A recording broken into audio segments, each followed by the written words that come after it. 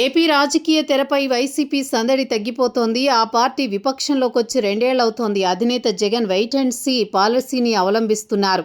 జనంలోకి వెళ్లకపోవడంతో నాయకులు అదే విధంగా ఉన్నారని అంటున్నారు. ఇక గతంలో వైసీపీ అధికారంలో ఉన్నప్పుడు కోటి గొంతుకలు వినిపించేవి. ఎన్నో పదవులు సృష్టించి మరీ వైసీపీ ప్రభుత్వంలో పంచిపెట్టారు. పంచాయతీ వార్డు నుంచి పార్లమెంటు మెంబర్ దాకా వైసీపీ వారే ఉన్నారు. నామినేటెడ్ పదవులు వీటికి అదనం. ఇలా లెక్కలేనన్ని పదవులు తీసుకున్న వారు అంతా వైసీపీ ఓటమితో సైడ్ అయిపోయారు.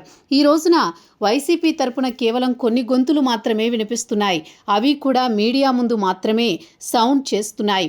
గ్రౌండ్ లెవెల్లోకి వైసీపీ వెళ్లడం లేదు. మరోవైపు క్యాడర్ ఊసు ఎవరికీ పట్టడం లేదు. పార్టీ అధికారంలో ఉన్నప్పుడు, విపక్షంలో ఉన్నప్పుడు కూడా క్యాడర్ గోడు పట్టని తీరుతోనే వైసీపీ నిర్లిప్తంగా ఉండిపోతోంది. సాధారణంగా చూస్తే ఎన్నికలు జరిగి అధికారంలోకి వచ్చిన పార్టీకి తొలి 6 నెలలే హనీమూన్గా ఉంటుంది.